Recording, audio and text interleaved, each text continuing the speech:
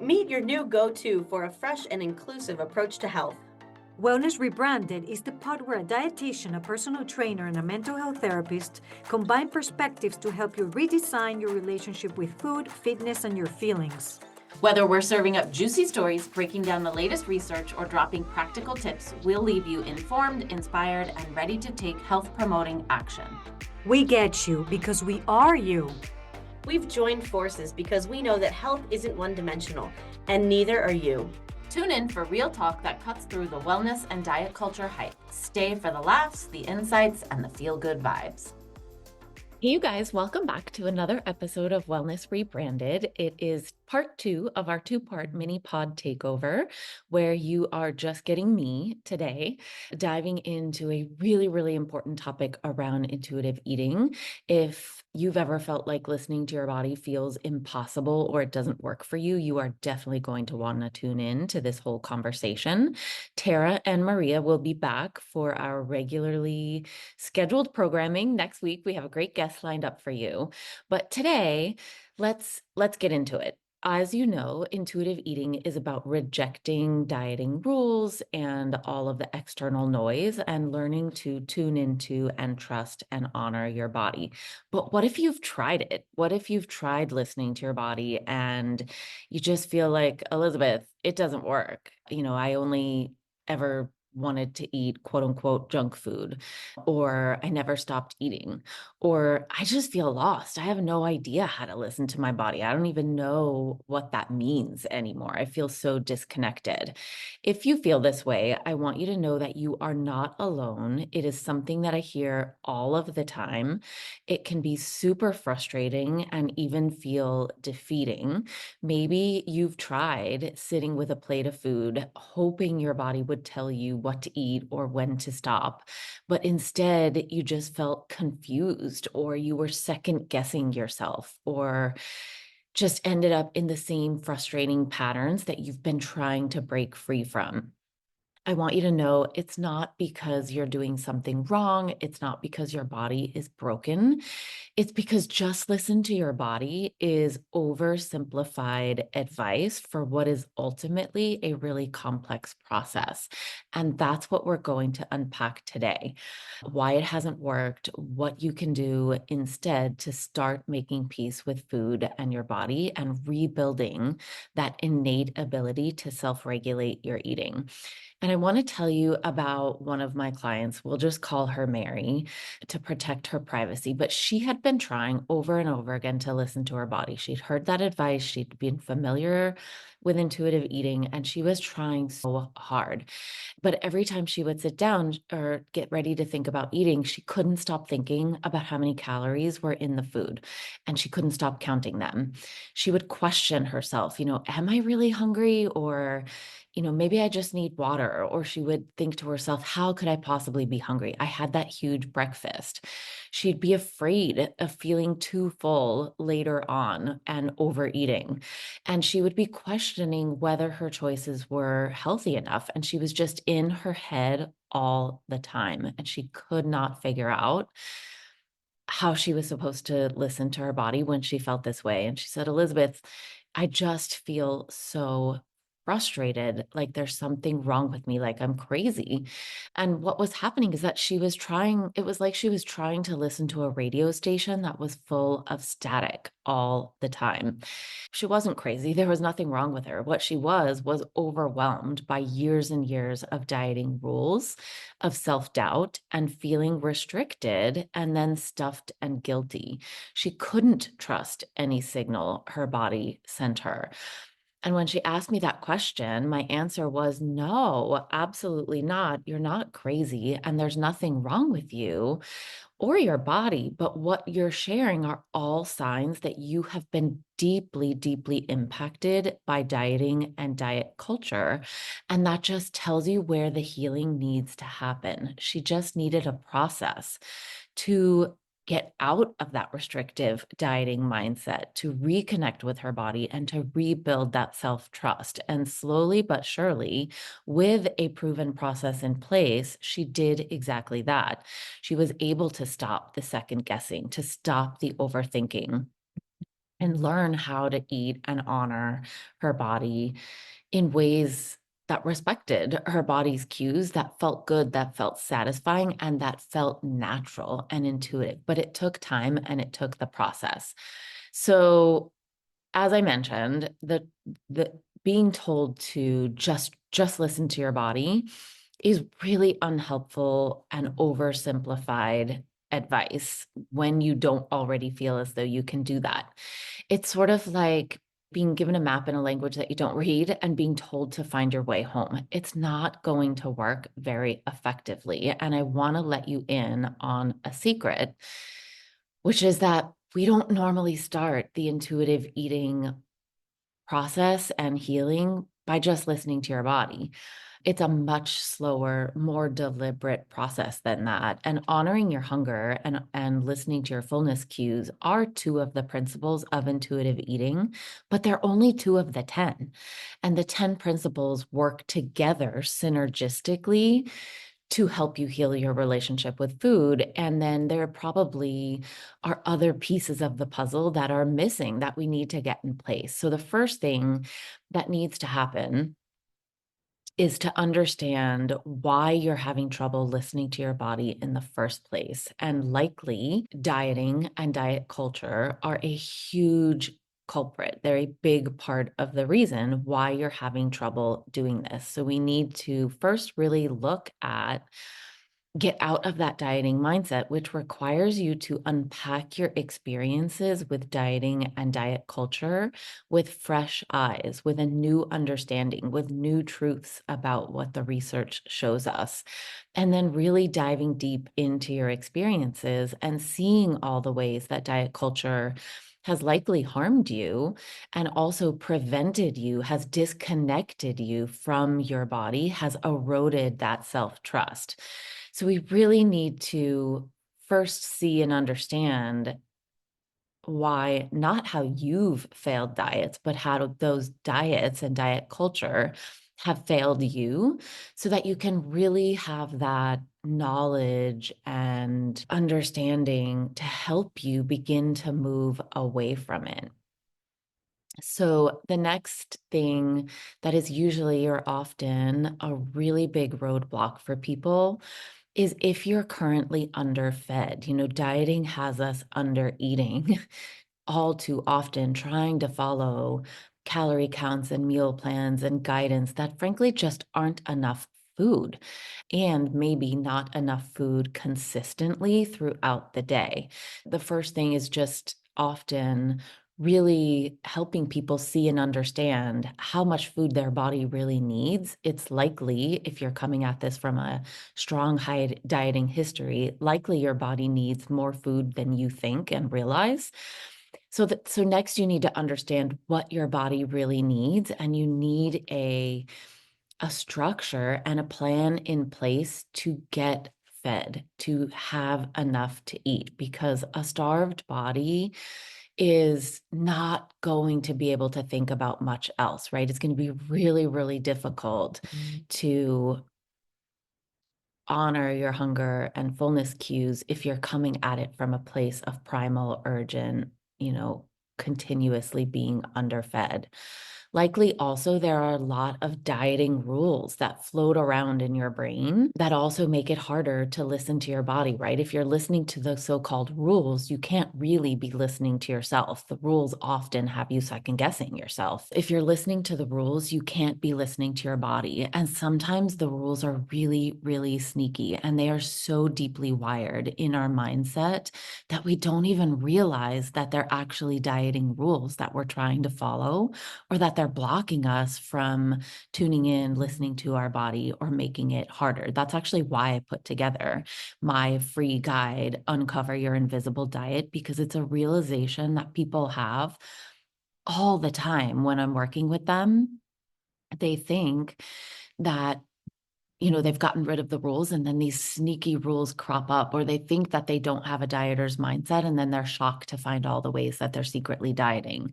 So be sure to check that out. You can download it with the link in the show notes.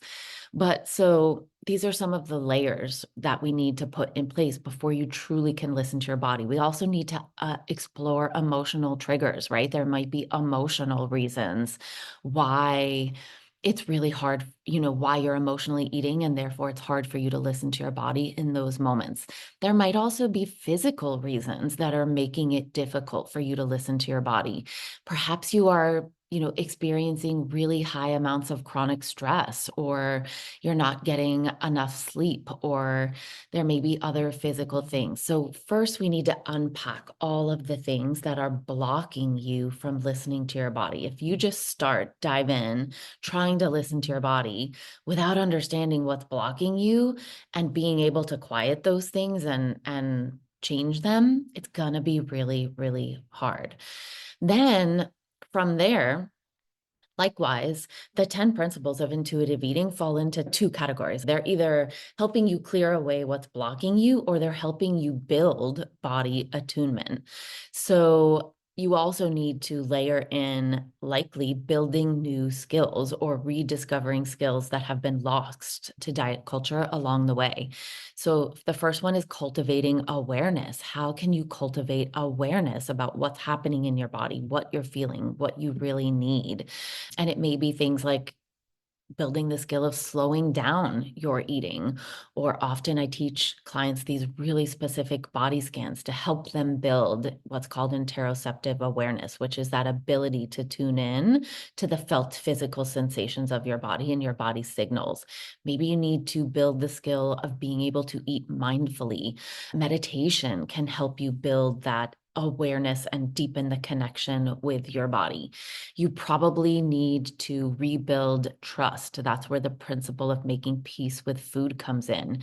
Having plenty of experiences to experiment with foods, even the ones that feel off limits, and experiencing what it's like to eat them in ways that do and don't feel good, to get habituated to them, for your brain to truly understand that these foods are no longer off limits and that you can eat them and they will be available to you, and to practice doing it in ways that feel good without immediately rushing back to dieting or restricting when you find yourself kind of doing it in a way that doesn't feel good, right? I've talked before about that restrict binge pendulum. And a lot of times when the pendulum swings all out into this isn't comfortable eating, we immediately want to pull it back to restricting. But instead, the process of rebuilding self-trust is about letting that pendulum settle out into the middle. So developing that. You also maybe need to change your thought patterns, and change your self-talk so that it is more nurturing, more compassionate. Building self-compassion is usually a huge part of this process. And then, straight up learning how to reconnect and honor your hunger and fullness cues. There are so many tools that can help you. The intuitive eating hunger fullness scale is one of them. There's a whole nother episode on that, but there are other specific tools and practices that can help you honor your hunger and trust your fullness. Maybe you need to create a supportive environment, right, to help you manage the stress and emotional triggers. Maybe you need to have a supportive structure in place around grocery shopping or meal planning or having the food in place. So the way that I want you to think of this is similar to scaffolding.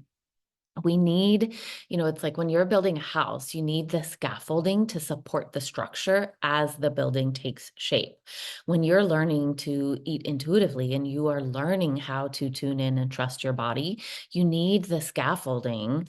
Well, first, maybe you need, to stick with the house analogy, you might need to do some demo, right? Demo out the diet culture, clear away what, get rid of, if you're doing a renovation, let's say, do some of the demo work so that you're ready for the new building. So we need to clear away the dieting and other obstacles, but then we need to put the scaffolding in place to help you eat intuitively. So the scaffolding represents those tools and practices that give you stability and support and structure. A lot of times people think there's no structure to intuitive eating. It's just eat whatever you want, whenever you want. That's not true at all.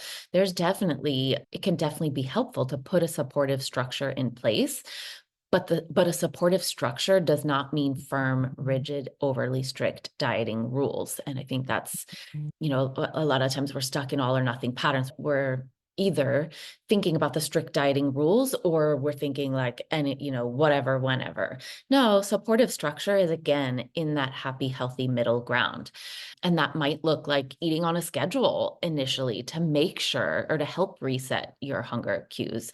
Maybe it is learning how to use that hunger fullness scale. Maybe it's doing some journaling so you can process your emotions without judgment and reflect on some of your body cues. But over time, as you practice the skills and clear away the obstacles, the walls get stronger. Eventually, you don't need that scaffolding in place anymore.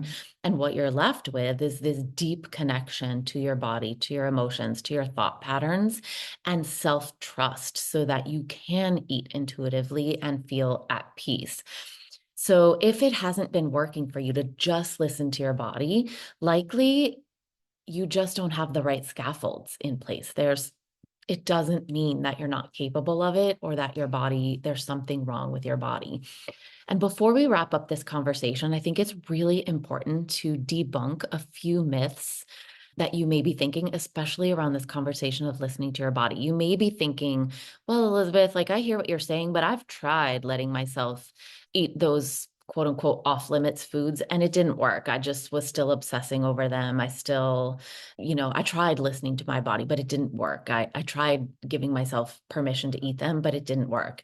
Likely, if you are experiencing that, then if you experienced that, you are not alone. I see it happen all the time, but probably you either hadn't done the work of all these other scaffolds. You didn't have the right scaffolds in place to support you with that. And even if you were eating the foods, you maybe felt guilty about it. You maybe were shooting all over yourself, thinking, I shouldn't be doing this. I shouldn't be eating them. Or I can only eat, a certain number of bites of them. Or I can only have them if I go to the gym. There may have been all of these hidden conditions. Some of the conditions were things that were preventing you from listening to your body, right? Because it's like more rules, right? If we're listening to the rules, if we're feeling guilt, if we're shooting all over ourselves, it's really difficult to listen to your body. Another fear that I hear a lot is, yeah, but I'm afraid if I let myself eat those foods, if I try to listen to my body's only ever going to want the quote unquote, fun, unhealthier junk foods, or that's all I'll ever crave. And that's a really common fear, and it makes sense. If your experience has been, I'm dieting, or I'm have a restrictive mindset, and then I decide, oh, I'm just going to enjoy myself, I'm going to have fun, and then all you want is those fun foods that you normally try to restrict and feel off limits, that makes sense, right? Because that's a response to the restriction and the deprivation. And that is your lived experience. So it makes sense that you feel that way. But again, it's not that you're not capable of listening to your body or eating in ways that feel good, or allowing those foods in ways that feel good.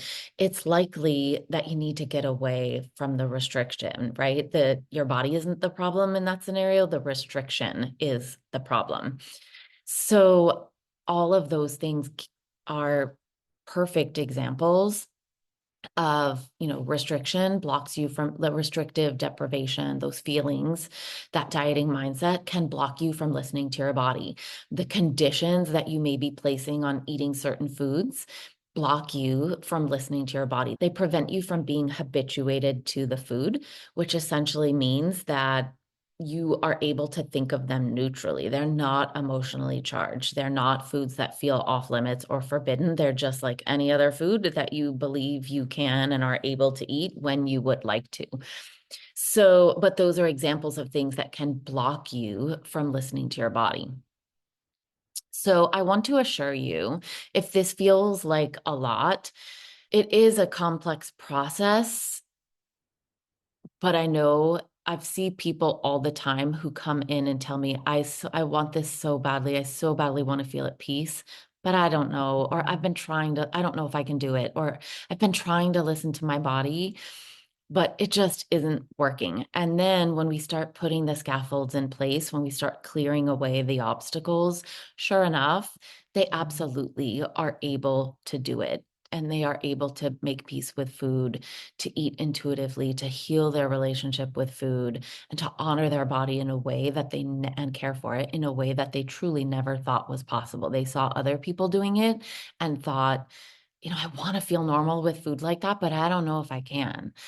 And they absolutely can. And so I want to assure you that no matter how long you've been dieting or struggling in diet culture, that you can also heal and transform your relationship with food. You can relearn that self-trust. You can learn how to reconnect with and honor and listen to your body, but it takes time, it takes patience. Probably it takes some level of support, whatever that might look like for you, and lots of self-compassion. I do see it happen all the time. And so I know that it is possible for you, but I hope this clears up. If you've been feeling frustrated or feeling like just listen to your body hasn't worked for you or can't work for you, I hope this helps you see that it can, helps you understand two branches, if you will, the two pathways that are going to help you do that. Number one, clearing away the noise, the blocks, the hurdles, the obstacles that are preventing you from listening, and then rebuilding and putting the scaffolding in place that is going to help you listen to your body. And when I'm working with people, I use what I call a whole health approach. So first, and there's kind of like five phases of what it looks like. So I'll tell you what those 5 phases are like. The first one is just undieting, clearing away, getting out of the diet culture mindset, clearing away the dieting rules. The second one is building body attunement. So really building those practices that are going to help you to be able to connect with and honor your hunger, your fullness, your digestion, and all the other wisdom that your body is sending you every single day that can help you get your health and self-care needs met. The third one is, I call it shifting to self-care. That's really where we're building in, really where we're building those healthy habits, those self-care behaviors that support and honor your physical, mental, and emotional well-being that help you support your whole health. The next one is body image healing so that you can feel comfortable and at peace in your body, developing that sense of body acceptance, body respect, which of course is a huge part of intuitive eating and making peace with food, is feeling at peace in your body. And then the last one is, I call it finding your non-diet tribe, your community. Diet culture is loud. Part of the reason this is hard is because you're trying to do this work while you're still in diet culture. I want to help you find the community of people. It's why I started my Health and Healing with Intuitive Eating Facebook community. If you're not in there, please come join us.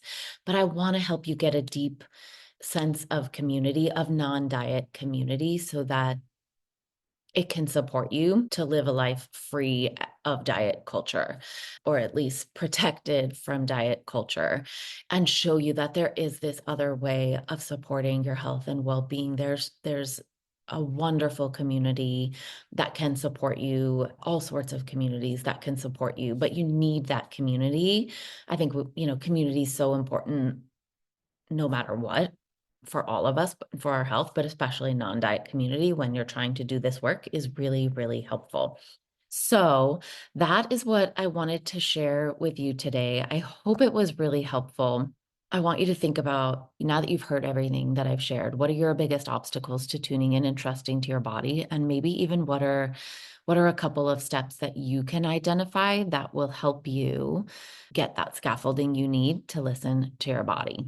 So hopefully this has been really, really helpful. Hopefully you feel less alone if you have been having trouble listening to your body or feeling like this was something that couldn't work for you.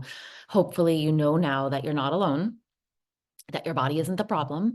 Hopefully you have a little bit of clarity around why it perhaps hasn't worked for you or why it feels really scary.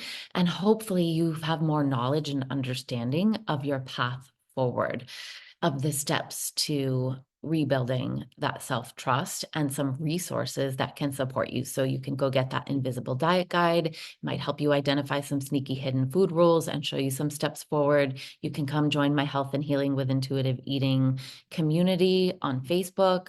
I'm hosting that free Discover Intuitive Eating Challenge. It's a 5-day challenge. It's ongoing right now as this episode is released, but you can still come join it before the end of the week. And then also reach out for support. I'm about to launch my next Thrive Tribe group coaching intuitive eating program where we will absolutely be doing this work. I will walk you through and support you step by step through my whole health framework.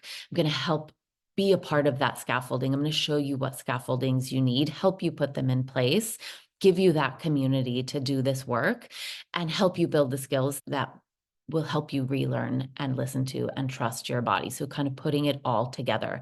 So please, please come reach out, DM me, send me a message. Let me know your thoughts on this episode. If you want to know more about my Thrive Tribe or get any of those resources, I'm here to support you. I know this is possible for you, and I would love to help you achieve it. Have a great day. Bye. Thank you for listening. If you want to connect with me outside of this podcast, you can find me on Instagram at coaching_therapist. I'm Elizabeth. You can find me at Elizabeth Harris Nutrition or in my Facebook group, Health and Healing with Intuitive Eating. And I'm on Instagram and Facebook at Tara De Leon Fitness. Guys, if you loved this episode or any of our other episodes, we would love it if you would leave us a review on Apple Podcast. It really, really helps us get the non-diet word out to the rest of the world. So please leave us a review. Yes, thank you.